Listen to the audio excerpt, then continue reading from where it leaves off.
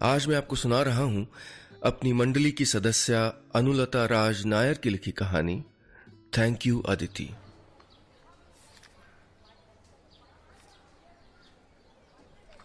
अदिति के चारों ओर ढेर सारे एल्बम और तस्वीरें बिखरी पड़ी थीं।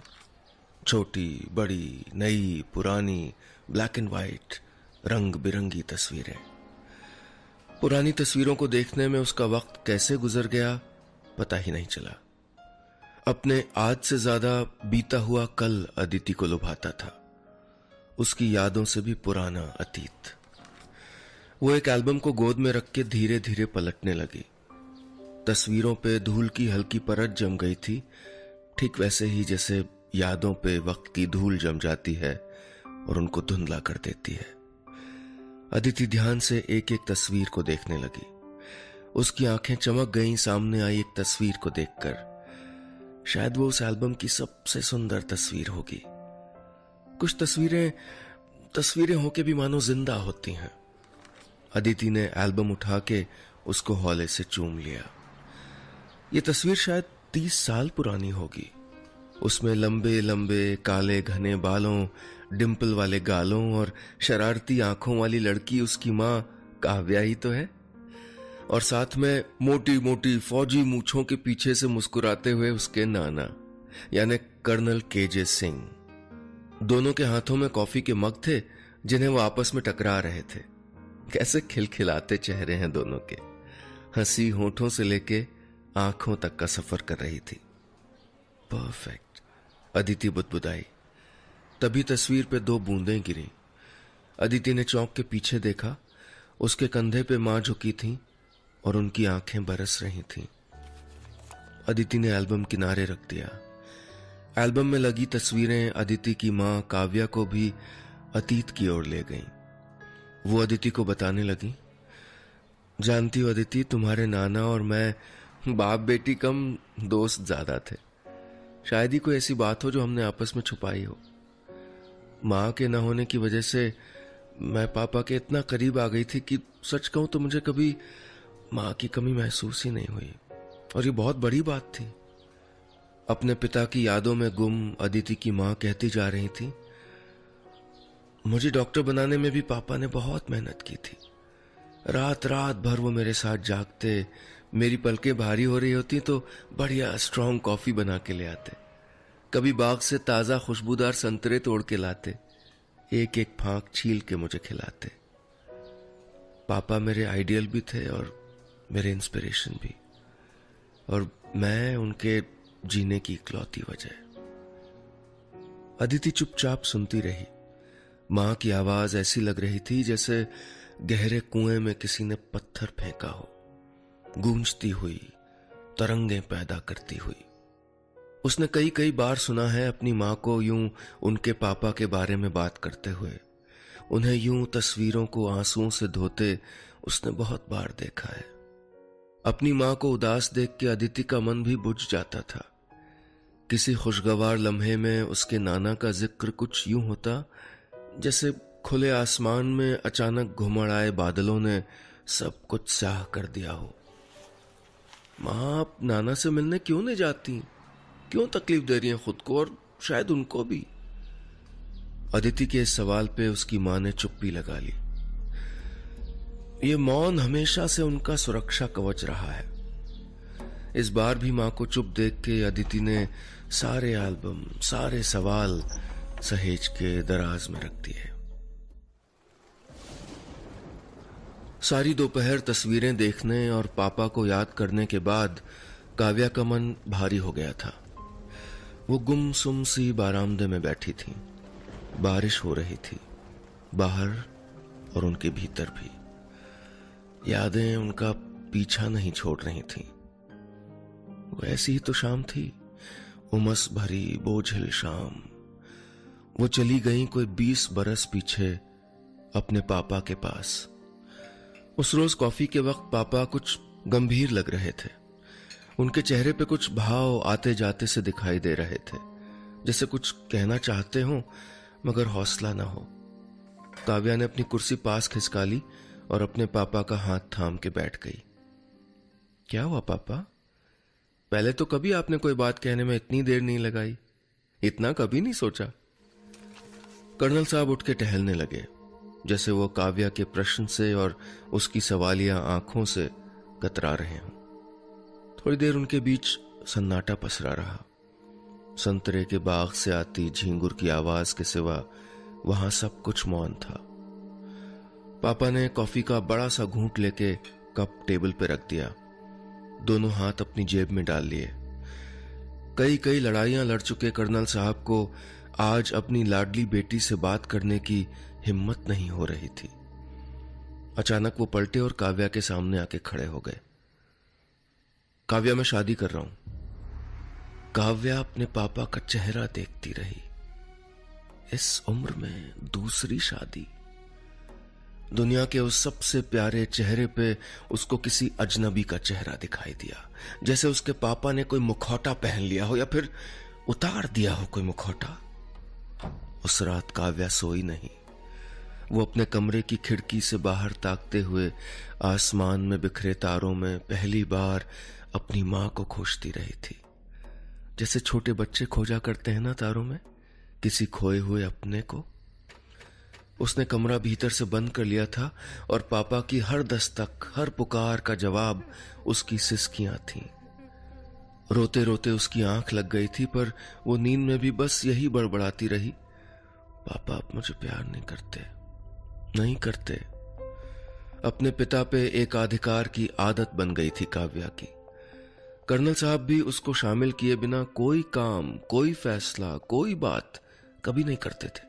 उसको समाज का डर नहीं था कि लोग क्या कहेंगे कि उसके पापा 50 साल की उम्र में दूसरी शादी कर रहे हैं, और नहीं उसको यह दुख था कि उसकी मां की जगह कोई और ले लेगा, बल्कि उसको डर था कि वो अपने पापा को खो देगी।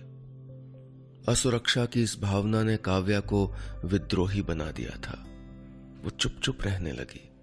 दिन भर चैटर बॉक्स की तरह बोलने वाली लड़की ने अपने पापा से ही किनारा कर लिया। कर्नल साहब ने बहुत समझाया, काव्या, मैंने कई बरस सिर्फ इसलिए इंतजार किया कि तुम बड़ी हो जाओगी तो समझ जाओगी कि तुम्हारे पापा को भी एक साथी की जरूरत है। कुछ दिनों में तुम भी शादी करके चली जाओगी, तब इतना बड़ा घर और सूना मन लेके मैं कैसे रह पाऊंगा? सोचो ना प्लीज। तो मत करिए ना मेरी ये शादी, काव्या रुआंसी होके कहती। काव्या, इस उम्र में मुझे तुमसे उम्मीद नहीं थी। कर्नल साहब का लहजा कुछ तल्ख हो गया था। मुझे भी आपसे इस उम्र में ऐसी उम्मीद नहीं थी पापा, कहते हुए काव्या कमरे से बाहर निकल गई।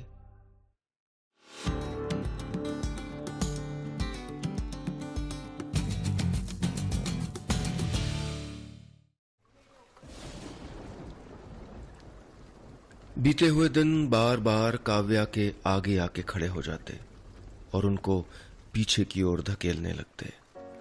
वो फिर याद करने लगी उन 30 भरे दिनों की।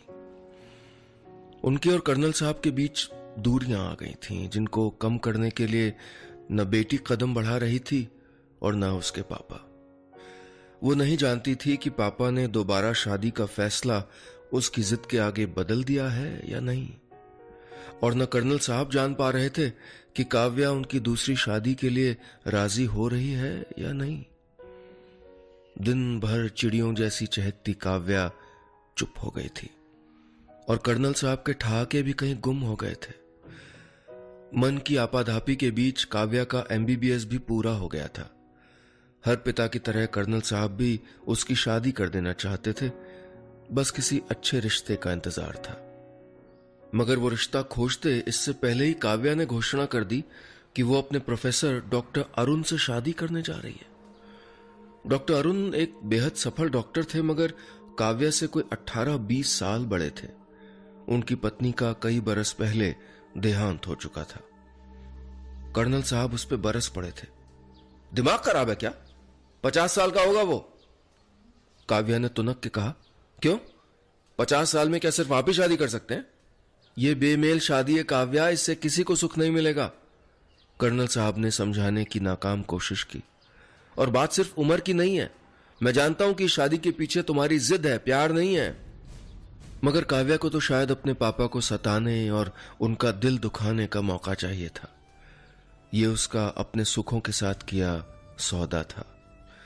उसने पापा के खिलाफ जाके अपने अहम की संतुष्टि कर ली थी। कर्नल साहब बेहद नाराज हुए। वो जिंदगी में पहली बार काव्या पे बरस पड़े थे। तुम्हारी मां के जाने के 20 साल बाद अगर मैंने एक साथी की चाह की है तो उसमें क्या गलत है काव्या? मुझसे बदला लेने या मुझको दुख देने के लिए तुम गलत कदम नहीं उठा सकती। मुझे यूं इमोशनली ब्लैकमेल नहीं कर सकती हो तुम। ये मेरी जिंदगी है, इसके फैसले भी मैं ही करूंगी, काव्या ने ढिठाई के साथ जवाब दिया। तो ठीक है, जियो अपनी जिंदगी अपने तरीकों से, मुझसे तुम्हारा कोई वास्ता नहीं है। जाओ जहां जाना है कर लो अपनी मनमर्जी, और कभी अपने फैसलों पे अफसोस हो तो यहां कभी मत लौटना। कर्नल साहब ने अपना सख्त फैसला सुना दिया था। काव्या ने बस एक बार नजर उठा के अपने पापा को देखा और अपने कमरे में चली गई। वो काव्या की उस घर में, उसके अपने घर में आखिरी रात थी। तभी कमरे की लाइट जली और काव्या ख्यालों के झुरमुट से बाहर निकल आई। सामने था उनकी लाडली बेटी अदिति का मुस्कुराता चेहरा और भाप निकालती हुई 2 कप कॉफी। अदिति की मुस्कुराहट देख के उनके सारे गम, सारी तकलीफें दूर हो जाती थी। वो भूल जाती थी कि उनके पापा, जो उनको जान से ज्यादा चाहते थे, उनको कभी का अपनी जिंदगी से निकाल चुके हैं। जिस दिल ने उनको मां और बाप दोनों का प्यार दिया, आज वहां नफरतें पल रही हैं। उन्हें नहीं याद आता था कि पापा के घर से निकल के वो किस तरह कभी कॉलेज हॉस्टल, कभी सहेलियों के घर रही, कि कैसे उन्होंने अपने रिश्ते की बात खुद की और अपने से 15-20 बरस बड़े आदमी की दूसरी पत्नी बन के जिंदगी से तालमेल बिठाती रही। वो भूल जाती थी कि शादी के 2 साल बाद ही एक छोटे से हार्ट अटैक ने उनके पति और उनके जीवन से रंग छीन लिए थे, कि पिछले 20 सालों में वो कितनी अकेली रही हैं और समझ पाई हैं अपने पापा के मन का अकेलापन भी। अदिति ने हौले से मां का हाथ थामा और पूछने लगी, मां, जिस रात आपने नाना जी का घर छोड़ा था, उसके बाद आपको कभी वहां दोबारा जाने का मन नहीं हुआ? या कभी खुद नाना जी ने आपको खोजने, आपसे बात करने की कोशिश नहीं की? बताओ ना मां, बाप बेटी के रिश्ते क्या इतने कच्चे होते हैं? काव्या अदिति के मासूम सवाल पे हैरान नहीं थी। वो जानती थी कि इसका जवाब उनकी बेटी जरूर मांगेगी और वो अपनी बेटी से झूठ नहीं बोलना चाहती थी। बोली, जब तुम्हारे पापा मुझको इस दुनिया में अकेले छोड़ के चले गए, तब तुम्हें पैदा होने में 3 महीने बाकी थे। बहुत मुश्किल से मैंने खुद को संभाला था, क्योंकि मुझे तुमको इस दुनिया में लाना था। अकेलापन मुझे खाए जा रहा था, मेरी तबीयत भी खराब रहती थी। बहुत हिम्मत करनी पड़ी, बहुत सोचा मैंने। पिछले कुछ सालों में पापा के लिए मेरा प्यार मेरी जिद से बड़ा हो गया था और मैंने एक दिन तुम्हारे नाना को फोन लगा ही दिया। फोन पे किसी औरत की आवाज थी। मिसेस सिंह बोल रही हूं। आप कौन? वो बोली थी। मुझे लगा कहीं दूर बैठी मेरी मां बहुत उदास है। सोचा रख दूं फोन, मगर फिर मैंने अपना नाम बता के कहा, मुझे पापा से बात करनी है। बिना कुछ और पूछे उन्होंने पापा को आवाज दी, मगर पापा फोन पे नहीं आए। मैं सुन सकती थी उनकी तेज आवाज। कौन काव्या? मैं नहीं जानता किसी काव्या को, ये बोले थे वो। मैं दोबारा टूट गई थी उस दिन। अदिति अपनी मां के चेहरे के बदलते रंग देखती रही। उनके माथे की शिकन और आंखों की कोरों पे जमा हो आई चंद बूंदें देख के अदिति के मन ने एक फैसला कर लिया। उसने तय कर लिया कि वो अपने नाना से मिलेगी, पूछेगी कि क्या वो खुश हैं अपनी बेटी से दूर रह के, कि क्या वो जानते हैं कि उनकी एक नातिन भी है। अपने नाना का घर खोजने में अदिति को ज्यादा वक्त नहीं लगा। शहर उसके लिए नया था, मगर कर्नल केजे सिंह को वहां सब जानते थे। अदिति घर के दरवाजे पे खड़ी सोचती रही कि अगर मां की तरह ही नाना जी ने उसको भी अस्वीकार कर दिया तो, और इस घर के दरवाजे एक बार बंद हुए तो फिर कोई उम्मीद बाकी नहीं रहेगी। वो अपने ख्यालों में ही उलझी थी कि बागीचे के गेट पे आहट हुई। अदिति ने अपने कदम पीछे कर लिए और एक पेड़ की ओट में छिप गई। कर्नल साहब वॉकिंग स्टिक लिए चले आ रहे थे। अदिति उनको झट से पहचान गई। हालांकि इतने बरसों में वो काफी बदल गए थे। बड़ी बड़ी फौजी मूछें तो थीं, लेकिन अब सफेद हो गई थीं। चेहरा वही था, पर अब महीन झुर्रियों से भर गया था। वक्त के हस्ताक्षर चेहरे पे दिख रहे थे। पहली बार अपने नाना को देख रही थी अदिति, दूर खड़ी किसी पराये की तरह। कर्नल साहब के जाते ही अदिति ने अंदर जाके कॉल बेल बजा दी। दरवाजा खोलने वाली वो बुजुर्ग महिला नाना जी की पत्नी होंगी, ये सोचते हुए अदिति ने झुक के उनके पैर छू लिए। वो हैरानी से उसको देखती रही, फिर अपना चश्मा ठीक करते हुए उसके चेहरे के करीब अपना चेहरा ले आई। आओ आओ, कर्नल साहब के लिए टाइपिंग करने आई हो ना? कितना परेशान है वो, मगर अब सब ठीक हो जाएगा, वो जरूर तुमको पसंद कर लेंगे। वो बोलती जा रही थी और उनकी बातों से ही अदिति को पता चला कि कर्नल साहब यानी उसके नाना अपनी आत्मकथा लिख रहे हैं। इसके लिए उनको एक राइटर की जरूरत है जो वहीं उनके घर में रह के लिखे और जिसको टाइपिंग भी आती हो। अदिति इस काम के लिए फिट थी। शायद भगवान ने उसके लिए खुद ही इस घर के दरवाजे खोल दिए थे। थोड़ी देर में कर्नल साहब भी आ गए। नानी ने अदिति का परिचय करवाया। कर्नल साहब बहुत देर तक अदिति की ओर देखते रहे। अदिति भीतर ही भीतर डर गई कि अपनी मां जैसी सूरत वो कहां छिपाए, कहीं नाना जी पहचान गए तो।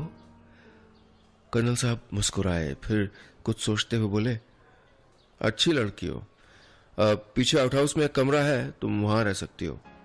अदिति को जैसे मन मांगी मुराद मिल गई थी। थोड़ी देर में सब कॉफी की टेबल पे बैठे थे। बात कर्नल साहब ने शुरू की। मैंने जिंदगी में बहुत सारे उतार चढ़ाव देखे हैं, नौकरी में भी और पर्सनल लाइफ में भी। अपनी जिंदगी को पन्नों पे उतारना चाहता हूं, तुम करोगी मदद मेरी? कर्नल साहब की आवाज की सख्ती न जाने कहां गायब थी। अदिति सिर्फ मुस्कुराती रही। पहली बार अपने ननिहाल आकर अपने नाना को देखकर वो बहुत खुश थी। मन ही मन उसने सोचा, काश मां यहां होती। नाना जी कहते जा रहे थे, अब उम्र हो गई है मेरी, सुनता भी जरा ऊंचा हूं, चिड़चिड़ा भी हो गया हूं, तुम बर्दाश्त कर लोगी इस बुड्ढे को? कर्नल साहब हंसते हुए बोले। क्यों नहीं कर्नल साहब, आप मेरे नाना जैसे हैं, हम बहुत अच्छी टीम साबित होंगे। अदिति ने हंसते हुए जवाब दिया। कर्नल साहब अचानक चुप होके उसको देखने लगे।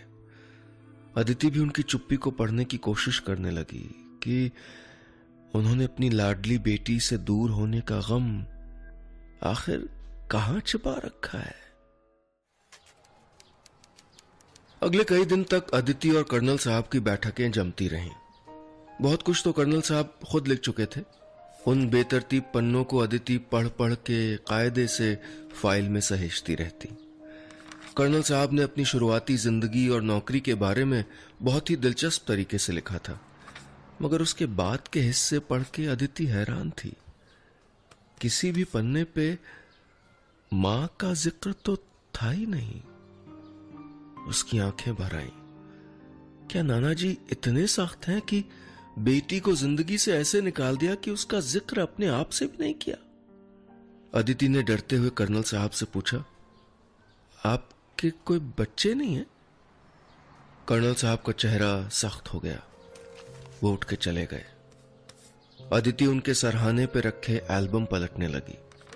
एल्बम भरा हुआ था उसकी मां और नाना की तस्वीरों से।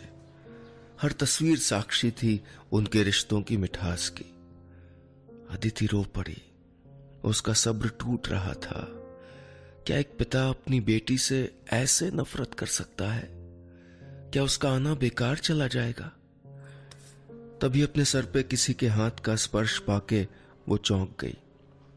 उसकी नानी खड़ी थी। मैं तुम्हें देखते ही जान लिया था कि तुम काव्या की बेटी हो, हूबहू उसके जैसी।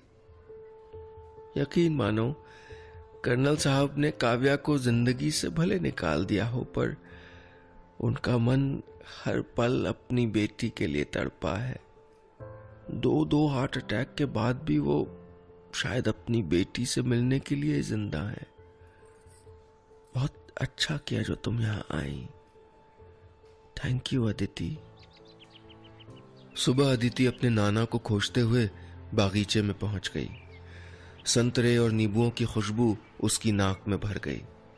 कर्नल साहब मुस्कुराए। अदिति ने अपने भीतर की सारी हिम्मत बटोर के कहा, मेरी मां का फेवरेट फल है संतरा। उनकी आंखों से मुस्कुराहट गायब हो गई और दुख उतर आया। अदिति कहती जा रही थी, मां चाहती थी कि जब संतरों में फूल आए और उनकी मीठी महक से बागीचा भरा हो, तब ऐसे ही किसी बाग में उनकी शादी हो। कर्नल साहब ने अदिति की आंखों में झांकते हुए कहा, तुम्हारी मां के उस ख्वाब को तुम पूरा कर देना। तुम अपनी शादी इस संतरे के बाग में ही करना। अदिति अपने नाना का चेहरा पढ़ने की कोशिश करने लगी। क्या वो जान गए हैं कि मैं उनकी लाडली काव्या की बेटी यानी उनकी नातिन हूं? नानी ने बता दिया होगा क्या? और तुम्हारा कन्यादान भी मैं ही करूंगा। कहते हुए कर्नल साहब की आंखें भर आईं और उन्होंने अदिति को गले से लगा लिया। अपने कांपते हाथों से उसकी पीठ सहलाते हुए उन्होंने हौले से कहा, थैंक यू अदिति। उसे लगा जैसे नाना बरसों से इंतजार कर रहे हों कि कहीं से उनकी खोई बेटी की कोई खबर आए और वो उसके लिए अपनी बाहें पसार दे। उसे लगा कि शायद मां को ही दोबारा नाना जी को फोन करना चाहिए था, शायद बार बार करना चाहिए था। आखिर वो पिता थे उनके। अपनों की ओर हाथ बढ़ाने में कैसी झिझक, कैसा ईगो, कैसा आत्मसम्मान। अदिति ने मां को फोन लगाया और रिसीवर नाना जी के हाथों में दे दिया। वो कुछ कह नहीं पा रहे थे, उनका गला रुंध गया था।